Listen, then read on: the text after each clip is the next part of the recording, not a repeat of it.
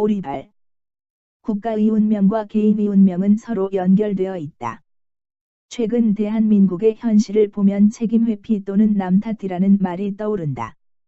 국정농단에 관여된 사람들은 한 개인이지만 수많은 국민들의 삶에 지울 수 없는 부정적인 영향을 끼치고 있다.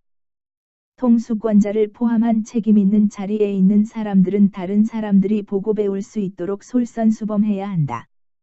평소 성인군자처럼 행동하던 사람들도 일이 터지면 반성은커녕 책임을 회피하고 시행착오라며 남 탓하기에 급급하다. 빚 좋은 개살구라는 속담이 있다. 외면적으로는 화려하지만 감춰진 윤곽들이 뚜렷하게 밝혀질수록 내면적으로는 속빈강정인 경우가 많다. 영향력 있는 사람들의 무책임한 태도를 보면 국민들도 서로 남 탓하며 다투기 바쁘고 화합하기 어렵다.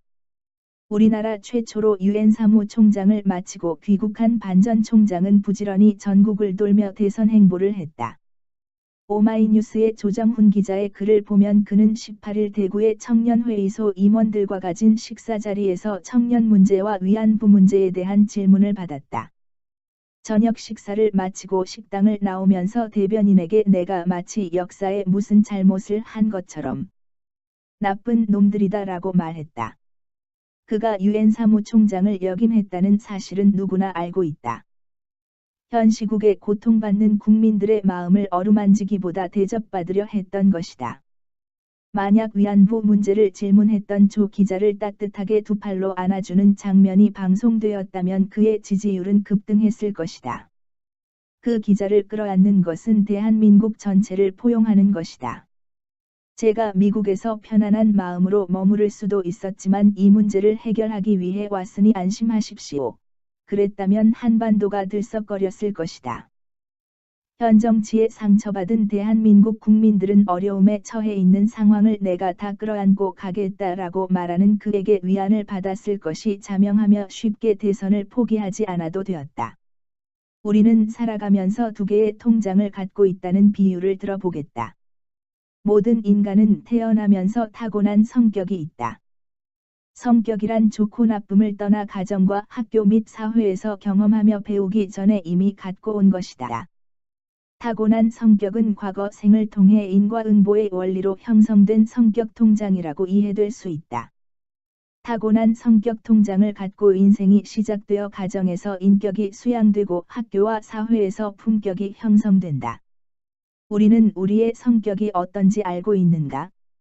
요즘 아이들에게 무엇을 하고 싶냐고 물어보면 무엇을 좋아하는지 모른다고 한다.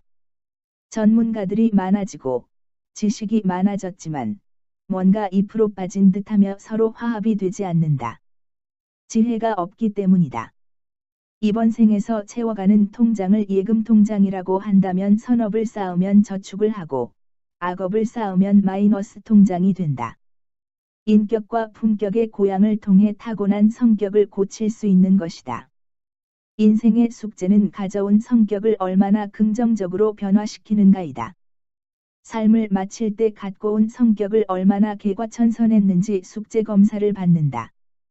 씨앗 또한 봄에 비옥 척박한 땅에 뿌려야 가을에 낫을 들고 추수할 수 있다.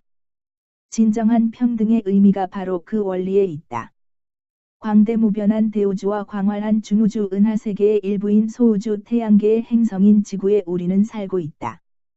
수많은 별들의 세계를 바라보며 살아가고 있지만 우주 공간에 떠있는 지구의 표피 위에 살고 있다는 것을 망각하고 천손민족임을 깨닫지 못한다. 자기가 살아가고 있는 지구는 가려진 채 손가락으로 하늘을 가리키며 자기 잣대에서 세상을 평가한다. 인간들 역시 자기 자신의 잘못은 스스로 깨닫지 못한다. 상대방의 허물은 털끝만큼도 빼놓지 않고 현미경으로 보듯 어떻게든 꼬투리를 잡고 흠집을 내려고 한다. 현 시점에서 통수권자 역시 국가와 민족을 위해 일한 죄밖에 없다고 한다. 남의 탓으로 아우성치며 우겨대는 통수권자와 같이 개인들 또한 매한 가지이다. 성격을 바꾸는 숙제는 너나 할 것 없이 모두에게 해당된다. 한인문화원의 이정수님의 성장을 예를 들어 발전 가능성을 제시하고자 한다. 한인전에 오기 전에 이정수님은 주변 사람의 말이 거슬리면 욕부터 나오고 싸우자고 덤볐다. 속이 막 부글부글 끓어오르며 혈압이 올라가고 누가 건들기만 해봐라 하며 화를 참지 못하고 제어하는데 어려움이 많았다고 한다.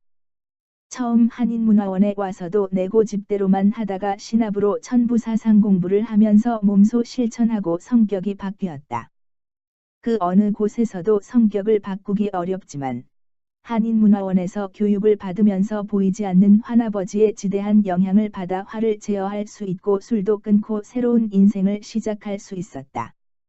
이와 같이 수많은 사례들이 있지만 한인문화원이 널리 알려지지 않아 많은 사람들이 허송세월을 보내고 있다. 다른 곳에서는 쉽게 경험할 수 없는 현상들이 한인문화원에서는 비일비재하다. 이 글을 통해 자신의 성격을 고치고 문제를 해결하는 데 도움이 되기를 기대한다. 빗나간 성격장애가 있는 사람들의 아픔과 상처도 치유될 수 있다. 이 글을 읽고도 자신의 성격을 고치려 노력하지 않으면 이번 생을 마칠 때 숙제를 하지 않은 학생과 같다. 천부사상의 원방각에 입각해서 설명하면 자식의 위치에서 사람들은 각각 자기 주장을 하기 바쁘다. 열 손가락 깨물어 안 아픈 손가락 없다는 말이 있다. 지진이 나면 땅이 갈라지듯이 자식들이 서로 다투며 분열하면 부모의 마음도 갈기갈기 찢어진다. 환아버지 하늘님의 역할은 자식들 각각의 성격을 고쳐주고자 한다. 우리 인생의 숙제를 알려주고 도와주는 것이다. 대통령이나 유엔 사무총장을 역임하는 주요 공직자들 뿐만 아니라 모든 국민들은 자신을 내세우며 제 잘못을 인정하지 않고 오리발을 내밀면 패가 망신한다. 성격이 바뀌면 우리 개인의 인생뿐만 아니라 세상이 밝게 보인다. 자식들이 한 마음이 되면 가정이 편안해지고 나라도 튼튼해진다. 결론적으로 한인문화원은 천부사상에 의거해서 환희심으로 성격을 바꿀 수 있는 이정표, 길잡이 역할을 해 성격, 품격, 인격을 고양한다. 한인문화원 청년부